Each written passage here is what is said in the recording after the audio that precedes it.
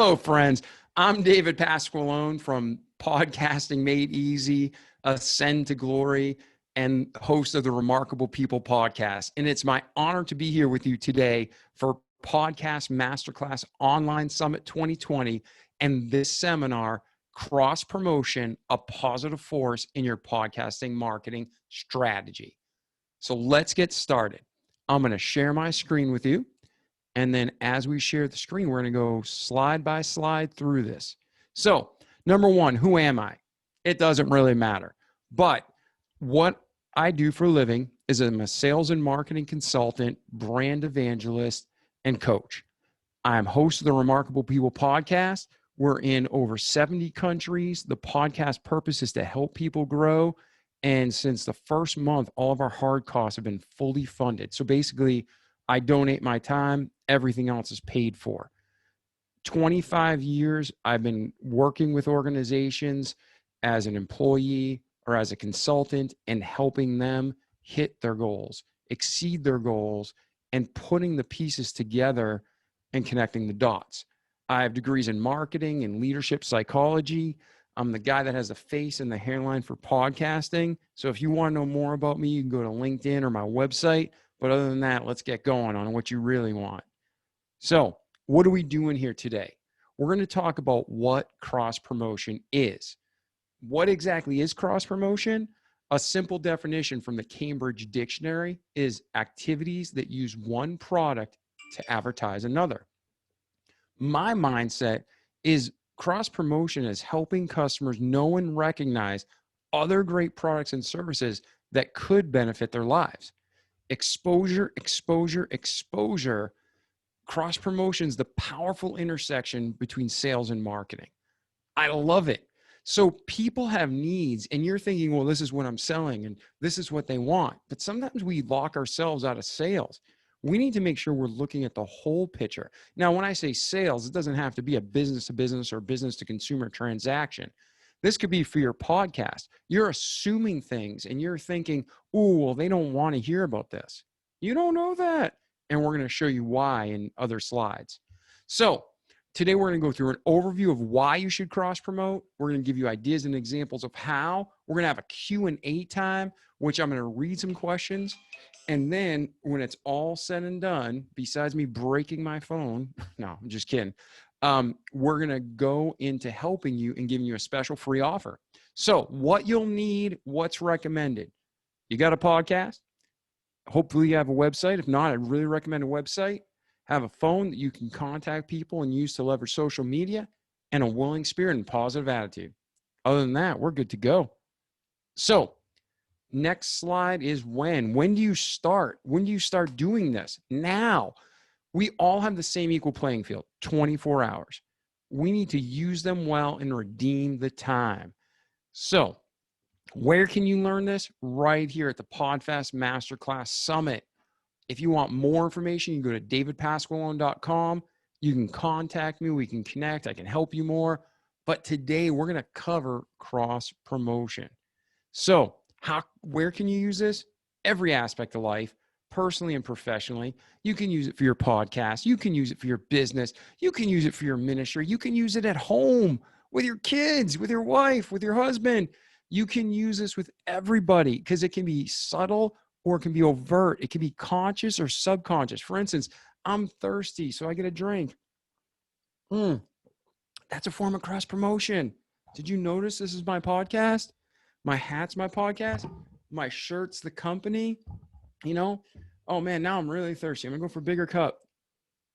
Growthorexcuses.com, different organization we have.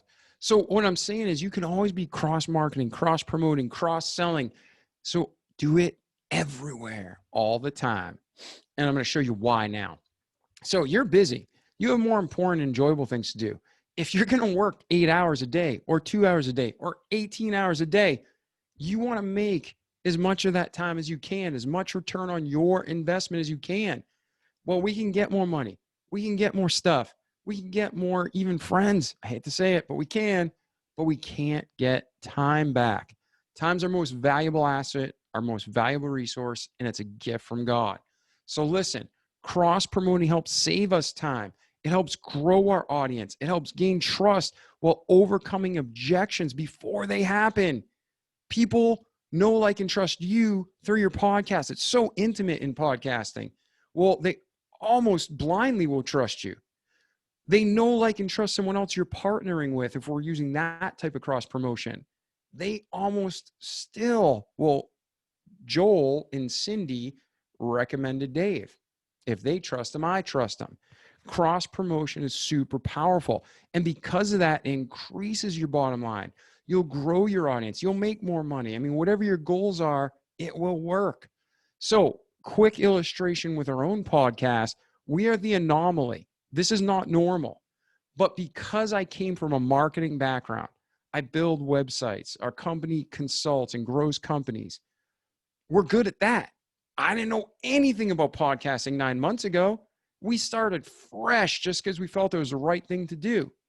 Well, we grew like crazy fast, and it's been a huge honor and blessing. But what's really strange is because we use cross promotion, almost 50% of our listeners stream through our website. So what happens is we have customers from all over the country and now the world who are coming to our site for business, but they see, oh, what's this podcast? When I send an email out, it's in the footer. Check out our podcast. Everything I do, I try to promote other things. When they come for the podcast, now they're like, oh, they have a sales and marketing evaluation. Holy cow. For less than $1,000, they evaluate everything we're doing, and then they give us a feedback. Are you kidding me? So what I'm saying is we have people who come to us for business through the podcast, and we have people from the business who get addicted to the podcast, and it helps them grow. It's a beautiful thing. So it builds your credibility, it builds your traffic, and it builds your clientele. We did not start a podcast to build our clientele, but we've made a lot of money through our podcast. So how can you best cross promote? Great question. We're going to talk about that in the next few minutes. We're going to go through 5 simple ways you can start using cross promotion today to drive positive results. So you ready? Let's get started. All right. First one, reverse engineering. What I mean by reverse engineering is start with thinking the end in mind. Where are you truly trying to be? Not where people tell you you should be, not where people tell you they think you should be, not where you even like, everybody else is doing it, so I'm doing it. No, that's crap thinking. That's terrible. You need to think about 2 opinions that count, God's and yours, and our spouses and, family and all that stuff counts. Our boss, we're going to make sure we pay the bills and they're happy, right? But overall, at the end of the day, you need to be able to sleep with yourself. So what are you really trying to accomplish? And here's an example of what I'm talking about. The mistake thinking. How many people here have a website, right? Most people who have a website do some form of social media marketing. They put stuff on Facebook and LinkedIn and Twitter and Instagram and Pinterest and all these websites, all these apps, and they promote their brand. Then they bring them back to their website, which is the goal, right? And from the website, you want to convert them to a customer, or at least generate a call to convert to a customer. For your podcast, you're putting out information. It's the same thing. I'm going to be using different terms, but you're trying to get them to check out your podcast, become a loyal listener and fan, right? But then on your website, you put social media links. I'd say the majority of websites have social media links on their websites. Let's think together. Why? Why would you spend all the time and money? The World Wide Web, it's a giant web, a net, a funnel. The goal is to bring them to your website. Then at your website, they come in, they become a client, right? So why spend all this money to build this funnel and bring them in just to send them back out through social media links to your website? Makes no sense, right? But people aren't thinking. That's why I'm telling you, you need to think about what your goals are, your personal goals for the podcast, for your business, for your life. And then you reverse engineer. Okay, well, what are the steps I need to get there? Boom, boom, boom. Okay, here's my benchmarks. Here are my metrics. Now, you can use this for professional services. You can use this for physical products. The whole thing is everything you do, you should always be keeping that end result in mind And what am I doing now today to get to the goal? And then make sure you just keep moving forward. And don't be afraid to fish in open waters outside the box. If everybody's putting social media, like for instance, we'll go back to that. If everybody's putting social media sites on their website, let them. That's great, especially if they're your competitor, because people are going to go to their site, click the Facebook link, and then they're going to see dancing monkeys and people half naked, and they're going to forget all about you and your product, and they're going to lose that sale. But you were smart. You didn't put those stupid buttons on your website. Now, if it's on the blog page or the podcast page and you're like, share to this, that's a great social media button. But just the plain, hey, visit my LinkedIn and visit my Facebook page, that's stupid. Your whole purpose of those pages is to drive traffic to the website. So make sure you reverse engineer your podcast, reverse engineer your cross promotion, and make sure you're doing what you should do, not what you're being told by the masses. Because when you follow the masses, that usually ends poorly. All right, next, merchandising. One of the great American films, Spaceballs, right? Mel Brooks, he goes through merchandising. We got hats, we got shirts, we got mugs, we got stickers, we got business cards, we got everything. Listen, I send my guests gifts, whether it's a hat or a t-shirt or a mug. When you put together your podcast episode, you've already created the cover art.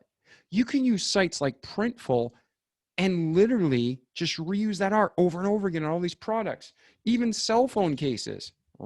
Check that out, right? Remarkable. Well, this is the deal. You want to use merchandising and cross promotion to always get people thinking.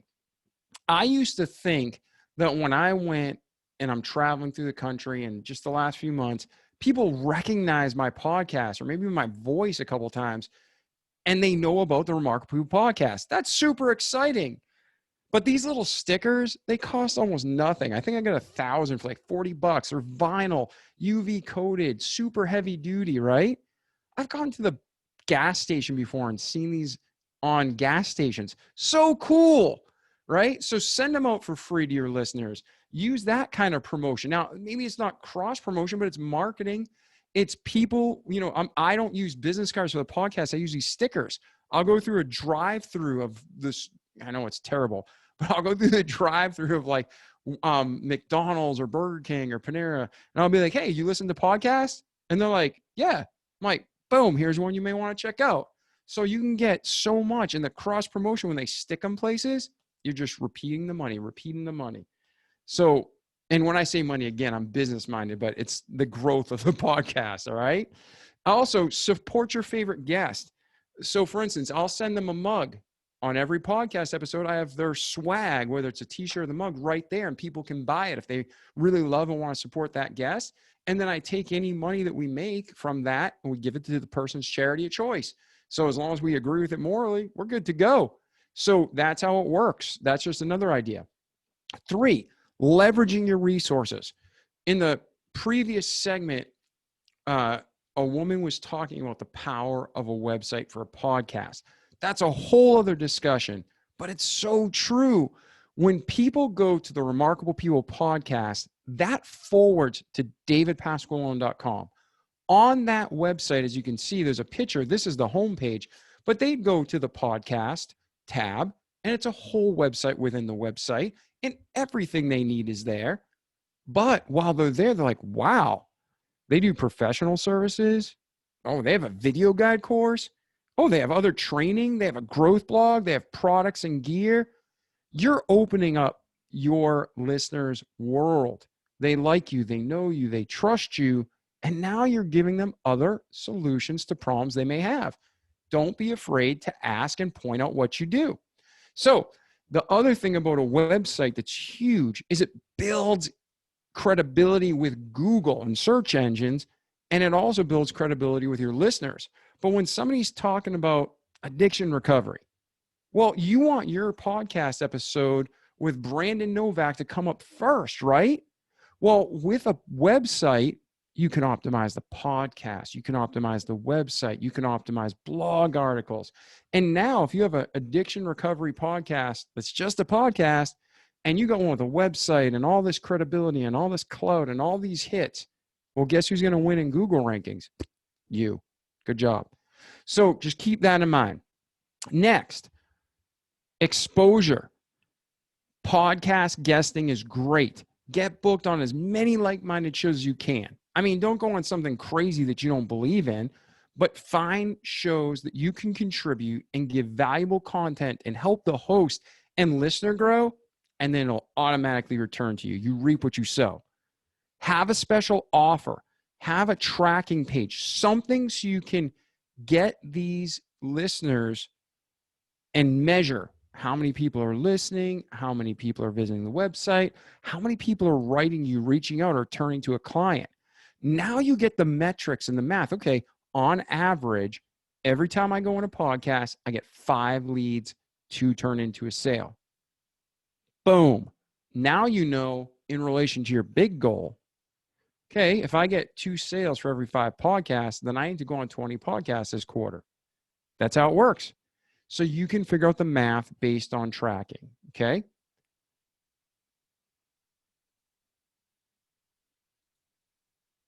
Now, next thing, when you are income and stuff, that's what I put. So this is the deal. Paid podcasting is amazing. You can make money and you can have software given to you and you can have all sorts of cool privileges by cross promoting in what most people think is traditional.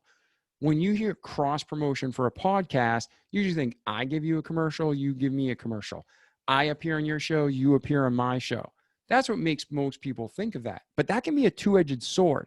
And this is what I mean. When you are doing a podcast and you start giving episode time to other podcasts, the benefit is you're going to be getting some of their traffic, but you could be giving some of their traffic. Now, in business in the world, we got to go back to this. There's always enough business. I mean, I help consultants all the time. I actually coach some consultants. I have no problem with competition, helping, not being like mega competitive. But remember when we go back to what's your most valuable asset and resource is time? Joe Rogan Experience is a great example. When I first started listening to podcasts, I used to listen to Joe Rogan all the time. But then as I started getting into more podcasts and listening to different podcasts, well, now I don't listen to Joe Rogan that much. I just go to his website and I look, is there anybody interesting that I know? And if I don't know them, I'm probably not listening. Where before I'd listen to everybody I knew and didn't know to get exposed to different things and to learn, right? Well, this is the deal. We all only have so much time. So does your audience. So be real careful with who you bring on as a partner for that type of cross promotion, because you want to help the other person, but you don't want to do that at the expense of yourself. So just keep that in mind. Next, organizational trades. You can go advertising trades, like I advertise for you, you advertise for me. You can do product and software trades. You know, I've had companies come to me and say, hey, we're going to pay you for an ad. That's great. Go to davidpasqualone.com/sponsor info.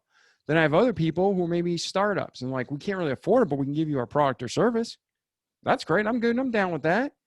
Then you have, radio stations and blogs. Well, that seems like it would be the competition, but hey, they like to listen. If you can get on, it's inexpensive and you can work it out, do it. Blogs, people might pay you to blog. People might pay to be on your blog. There's all sorts of opportunities there. But don't think because I podcast, I can only advertise in the podcasting world. A great illustration is Google. Google's like 90% of search engine traffic globally. They're a monster. But if you live in the United States, I can probably bet money that you got a Google mailer using the old-fashioned postal service to advertise Google. So just because they're a monster giant tech company, they know that people still open their mail. Now, in marketing, we always talk about how you should have 12 streams of marketing going on at once, knowing that not all of them are going to work. You'll be lucky if 3 or 4 work. But you always want to have multiple things going on at once so you can keep moving. keep growing. Don't put all your eggs in one basket. So this is what you do with podcast advertising and cross promotion. Now, Q&A time. We are going to take 6 or 7 questions that were asked through the Whoova app, and we're going to answer them. Okay, you ready? So first, I cross promote down with current trade partners. Should I do more without paid for partners? Answer, yes. Sometimes there's people who can't afford to pay you, but they're a great resource. And with podcasts, the niche is so tight. And, somebody might have an audience of only 150, but man, that's a loyal audience. So don't always be with it just for the money. Sometimes, you just help people. And when you help them, it always comes back. You reap what you sow. So hopefully I answered that question well. If not, write me at davidpasqualone.com and we'll get you answers. Next, if you do a cross promotion trade, should it be in the same genre or different? Great question too. Yes. Okay, a lot of people think, well, I'm a true crime enthusiast, so I only trade with true crime. Well, again, that gets into the possible cannibalization of your market. So try it, see how it works. But if someone had a show like mine, telling remarkable stories about how people grow and the practical steps, how they did it so the listeners can too, and then how we turn the show around at the end and how can we help the guest that just helped us? You know what I mean? It's a beautiful circle of help. Well, those people might also like true crime. Think about yourself. Do you have one hobby? Is all you do that one hobby? No, most people have multiple things they enjoy. So there's nothing wrong with going outside the genre as long as there's some kind of sense to it. Okay. So for instance, if I sold like men's MMA gear, I probably wouldn't go to a ladies sewing network. That would be crazy. But who knows? Maybe you could have if it's cheap enough. Hey, does your husband or son fight? Check out our gear. You know what I mean? So you can get creative, think outside the box. I'm just giving generalities. Okay, another great question. Man, you guys are on fire. When I cross promote on other shows in my network, so this is someone using an ad network, I take it, is it best to use host's voice or just my own? Oh, we all listen to podcasts and opinions are like armpits, right? Everybody has them, most of them stink. On this, my opinion, I think your experience will back it up, and I think research will back it up. There's just not enough podcasting research yet. I think in your own voice is far more powerful. And you can go to the radio industry to pull in stats and data, but if the audience listening to your podcast already likes, know, and trusts you, it's gonna be far more powerful in your voice, in my opinion. Now, if it's someone that's mega famous and it's like a guest appearance, a special appearance, or wow, this person's advertising, that might build you credibility. So yes, that would make sense for their voice, but it really depends on the scenario. There's not an all or nothing type answer to that. So again, I hope these all help. If not, write me, contact me, and we'll see what we can do to help you. Now, next, how can I measure the effectiveness of cross promotion? Great question. Always have those tracking links. Always have a web page for them to land. So David Pasqualone /Podfest. Boom. Now I know everybody who I spoke to today, they're going to go there and I'm going to see how much traffic I got. So when you have other forms of cross promotion like radio ads, or maybe you're talking on someone's podcast, try to give a special offer or a website or a promo code that's specific to that show and keep track. Again, a little bit of footwork, a little bit of math, but it pays off because then you know what's working and what's not. Okay? Should we only advertise somebody else's book or coaching service or any similar product if we develop an affiliate relationship with a guest? So affiliate relationship to me means paid. You have partners, you have affiliates, and you have friends. An affiliate's usually someone who pays you. No, I mean, if you want to help somebody and promote their product, do it. And one day somebody may return the favor for you. Now, do you want to give away all your milk and profit, so to speak? No. But if someone has a need and you think their audience fits yours, that might be the best business decision you make, just to do it for free and switch it up. So just think about that. Do you recommend pre-recorded promo swaps or host-read promos? Host-read promos, again, that kind of ties to the other. Sometimes the pre-recorded is nice for production. When you're pre-recording it, it's easier. It really is. You nail it. You can replay it over and over again. But I've seen my numbers and the numbers of my sponsors. When I just naturally knock it out, they have higher response. So that's my experience. And I think if you listen to most of the big podcasts that make uber bucks, they're reading them live typically. Do you recommend a community that gives platform for podcasters to get together and collaborate on guest hosting? I need to read that again because I read it loud.